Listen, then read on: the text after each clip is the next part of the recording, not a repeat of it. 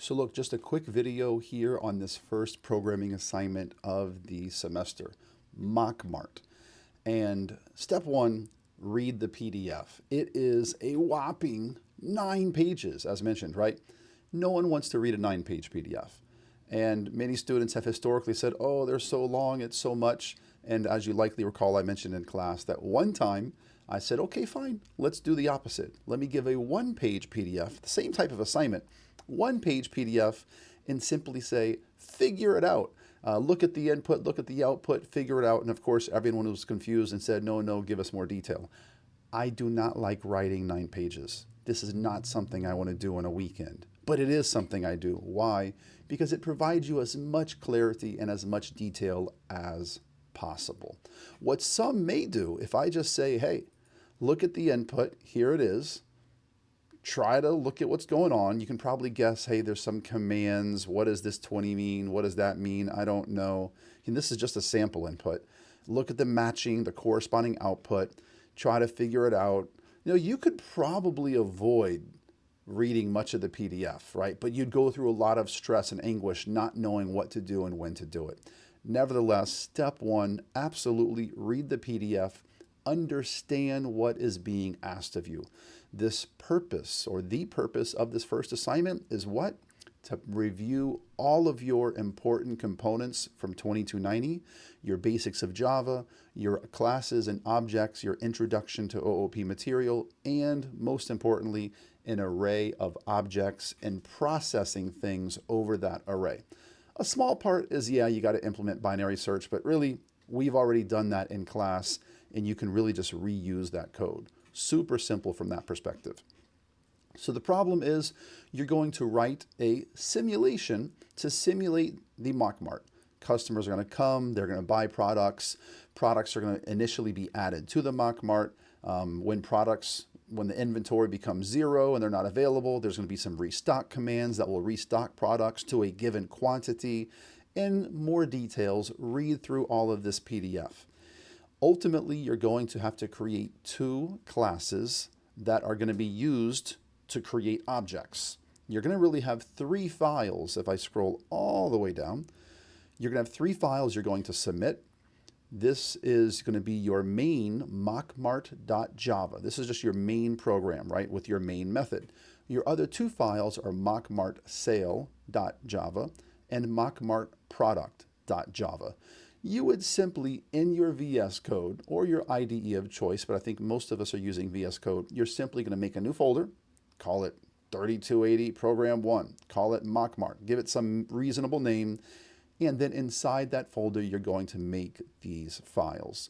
So without further ado, I want to show you how I would get started on this program. Of course, this is assuming you've already read the PDF, understood 60%, read it a second time, understand maybe 80, 85%, right? And now it's time to get started. So here I'm going to scroll down to these names, and here they are, mockmart.java. I have opened my NetBeans because you're going to see why I'm choosing to use an IDE. It's just going to be so much quicker for me. I'm going to give it a program name of a project name, because in an IDE you need to actually make projects. You can't just make a folder. It gives too many auxiliary files, which is silly. It's beyond the scope of what we need it for. But the value of using an IDE such as IntelliJ or such as NetBeans outweighs most or all of the negatives. So the project name is MockMart. I'm going to get rid of this, which is a package. You can ask about what a package is or learn more about that later. I'm going to get rid of that. And it's just called MockMart. It's going to go ahead and make for me that main class, MockMart. Finish. And here we are. Great. I'm going to right click here, new Java class, and I want to call this MockMart product.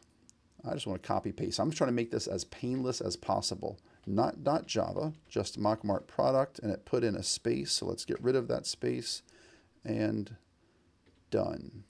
The package name, I don't want a package name. Let me not.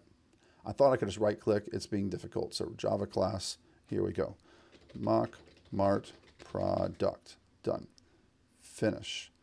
Here we are. And inside, let me go ahead and make the other one, MockMart sale. So right click, new Java class, MockMart sale, done.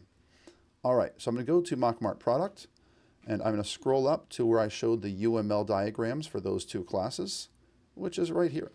And I'm just going to copy all of this and I'm going to paste it. Well, that's MockMart sale. So let me come to this one.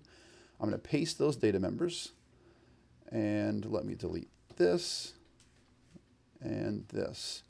So it did not, I was hoping it would paste it on the same line, but no problem. This is still not hard, just semicolon, enter, semicolon, enter.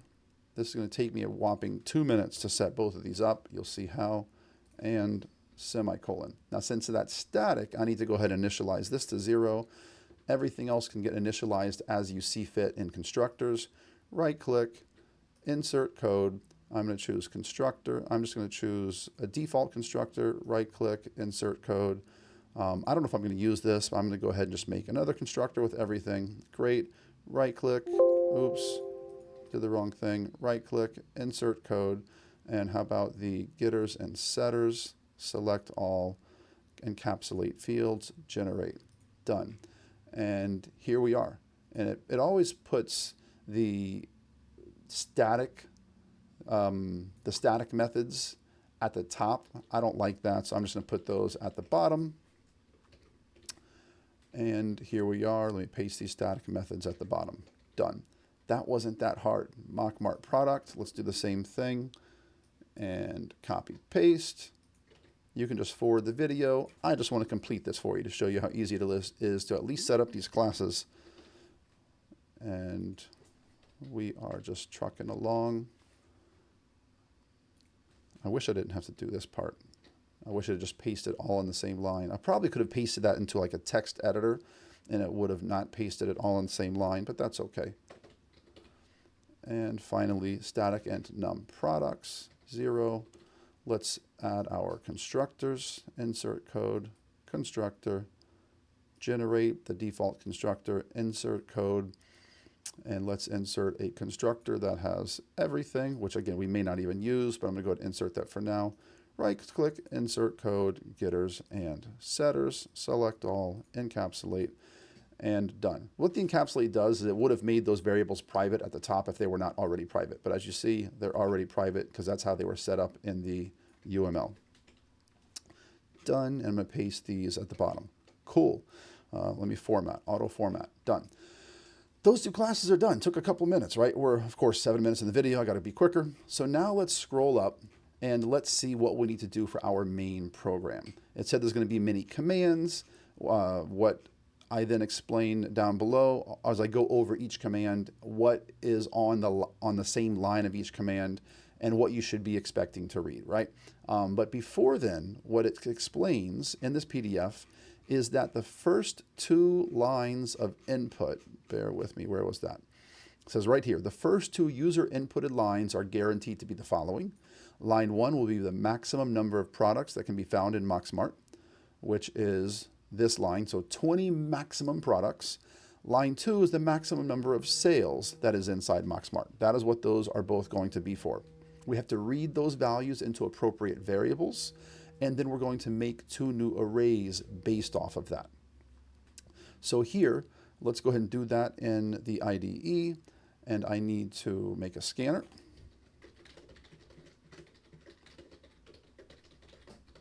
Done. I need to make int, what did we call this? It was called max number of products. So int max products equals n.next int. And then int max sales equals n.next int. And now I need to make both of those respective arrays. And I even gave you the lines of code for that. Check it out. I called it max products and max sales. Perfect. Let me paste these 2 lines of code and let me do an auto format. Done. So we've made those arrays, right? And so now it's important just to remember your 2290. We discussed this in class. When I made these arrays, we have an array of size 20 MockMart product. But what does that mean? Currently, every index of this array merely has a cell that has null in it. So what now remains is we need to come over here to the input file. We need to read this properly and then process it, right? So the easiest way to read that is simply line by line by line. And we stop reading when we see the command quit. So you could just read a single string and then check which command it is. If it's inventory, there's nothing else on the line, so you know you're done. If you read a find item, for example, if it's find item, that particular command, you know there's one more integer on the line. You could then go scan that and so on.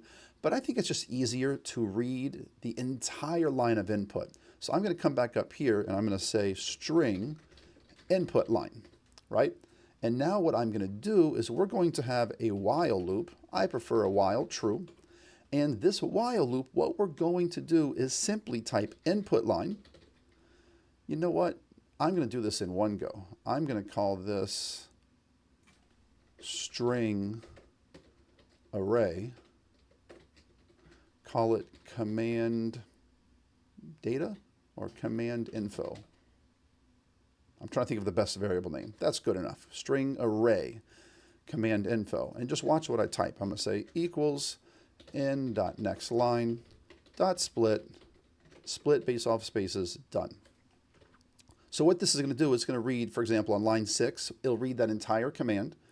It'll then call the split method to split. It'll read that whole line. It'll call the split method to split that line of input based off of spaces.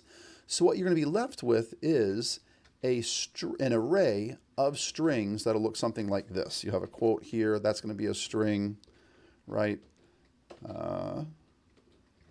This will be a string here. Oh my gosh.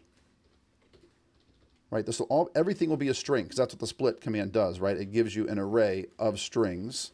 All of this will be strings. I'll just do one more, comma, and this will be a string. And each of the 1 and the 7s will be a string, but you don't need me to edit all that. You get the idea, right? You're going to have an array of strings.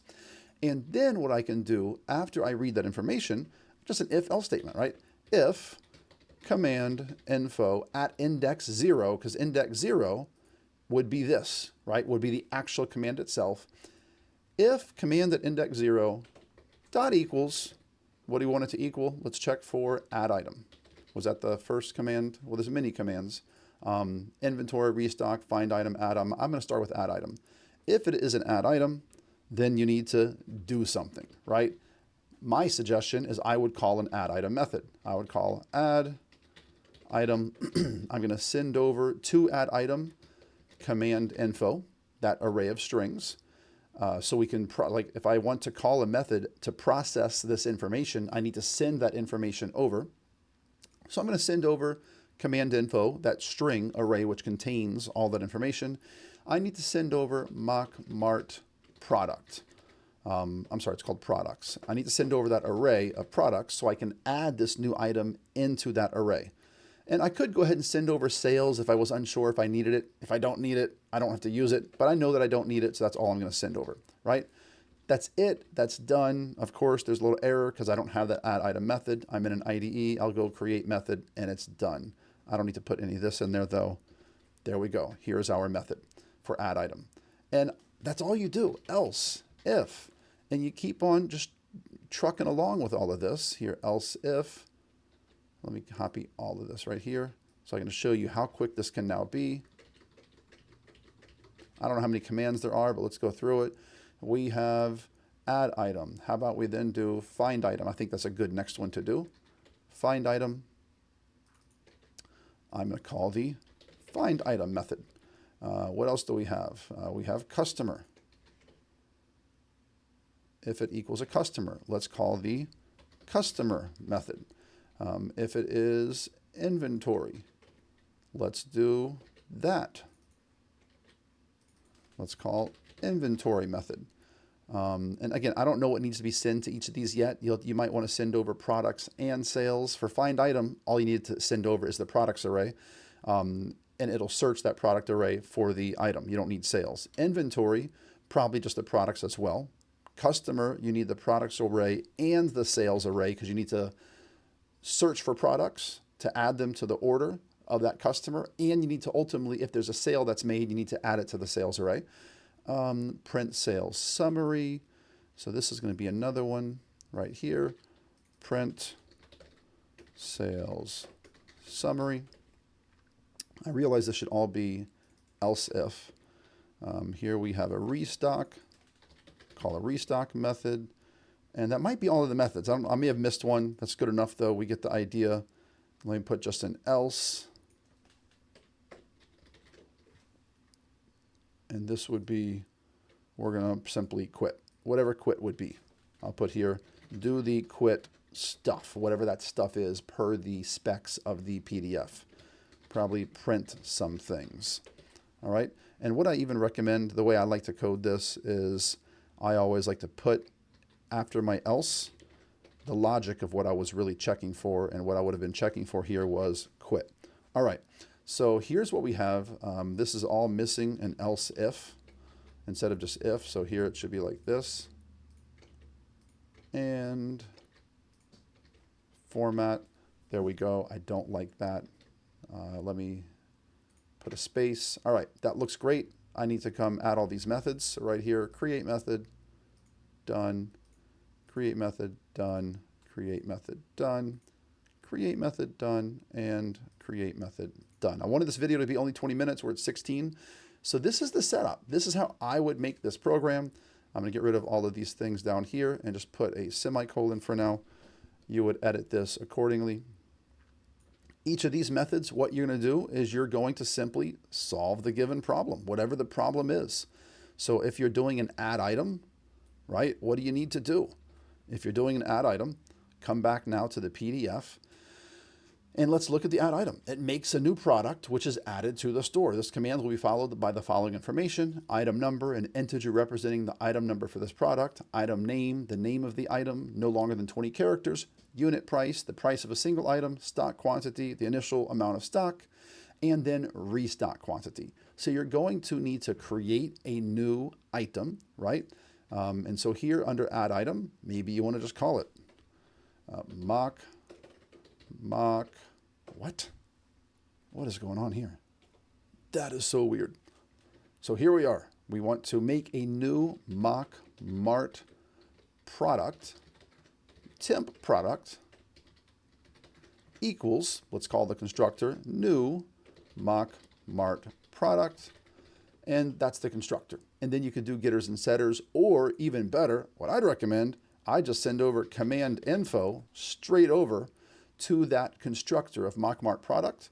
And in that constructor, notice it's an error because I don't have a constructor set up to receive an array of strings. I'm giving y'all way too much, but that's okay. I just come right here and I'm going to put here in this default constructor, it's no longer a default constructor. Command info, done. So now I come back to here, done, no error. And so yeah, right in here in this constructor is where I would save all of that stuff. I'll end with this just by showing you. This was add item, right? This is the add item command. So I'm going to come back to my constructor. Basically, I want to do something like this. This first thing is the item number. I want to save that into item num. That should be an M right here. I want to save that into item num, right? So I need to therefore say this dot item num equals, and what am I going to save in there? I want to save index 1, right? So you might be thinking that I could just say command info at index 1, right? Because at index 1 is where we have this, the item number, but it's a string, right? Because that's how split works. So you really need to say enter.parseInt command info at index 1, done. And what comes next on that command is the name, the item name. That's easy enough. So this dot item name equals command info at index 2, because it's just a string already. We then have what comes next is a price, which is going to be this dot item price equals double dot parse double command info at index 3. And then we have the quantity and the restock quantity. So this dot quantity equals integer dot parseInt command info at index 4. And then this dot restock quantity, this dot restock quantity equals integer dot parseInt command info at index 5. Done. See how easy that is? And all this was errors. I didn't notice I had a little copy paste issue that it did not copy the M from item number. Oh no, and then it precipitated or propagated everywhere. So this is just the teaching. This is just me setting up. I don't need it to be perfect, right? You want to make sure you have fixed all those things. So that looks solid, right? Here's still more errors. It's funny. All right, that looks solid now. So what you're left with is simply fixing, setting up everything else. Actually, it's pretty much set up. And now just implementing the commands. So here, implementing this add item command, I've made a new product. Now, basically, you need to insert it into the array products at the correct spot. Where does it go? You need to read the PDF, right? Read where it goes. Read this clearly. And it's about shifting. Shifting is trash slow, right? Dumpster fire slow, but the purpose is to practice shifting. It's a for loop. You got to loop over that array, find the correct insertion spot, then shift over everything that's to right of it to make a hole, to make a spot, and then insert it right there. There's some logic there. My advice, draw it out. Draw it out on a piece of paper with like 6 or 7 item numbers in an array. Pick an item number you're trying to insert somewhere in the middle. Think of the for loop, how you find that spot. Just one for loop, right? This is a 20 to 80 idea. Find the correct insertion spot based off of this ascending order. You say, oh, it needs to go to index 3. Well, something's at index 3. So therefore, everything that is from index 3 and to the right of 3 needs to get shifted over.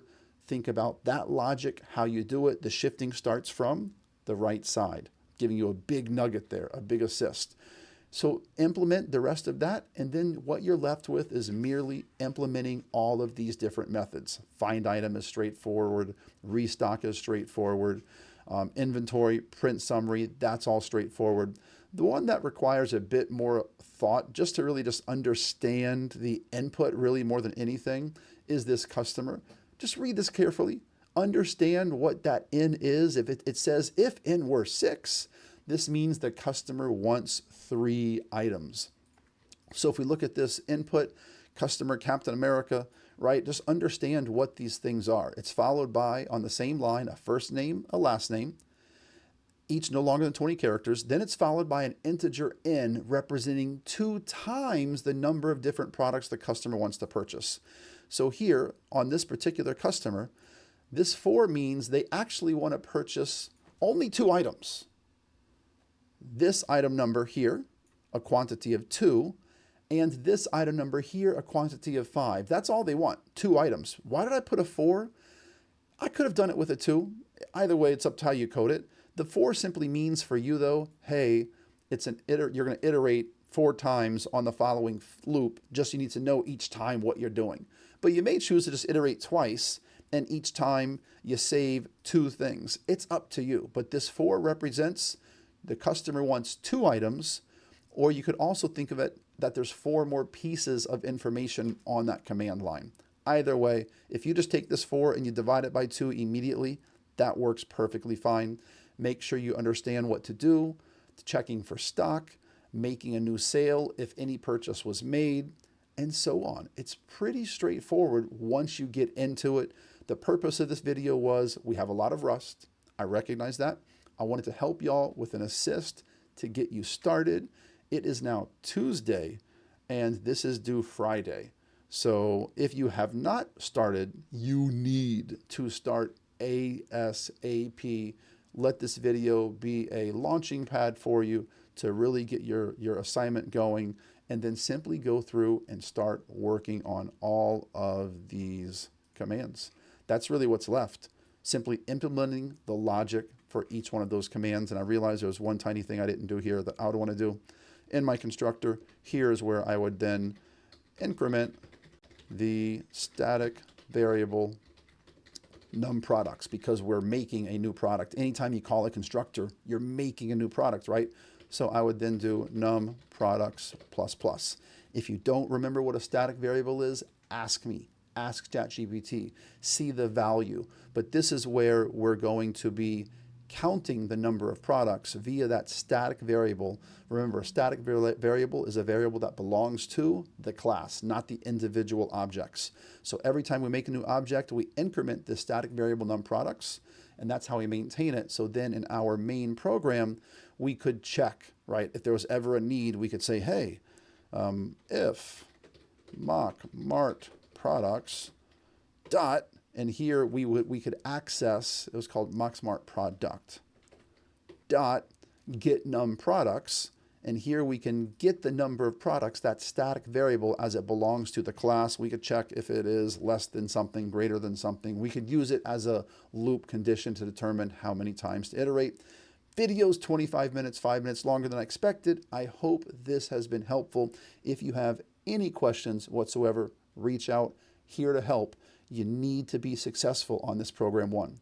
This is a program to help you refresh, get rid of Rust, remember your Java, take advantage. Some of you, it's going to be a 4-hour assignment. Others, it might be a 14-hour assignment. That's okay, as long as you're willing to get through it. We will all be on the same level playing field afterwards. Put in the effort. I'm here to help. Take care, everyone.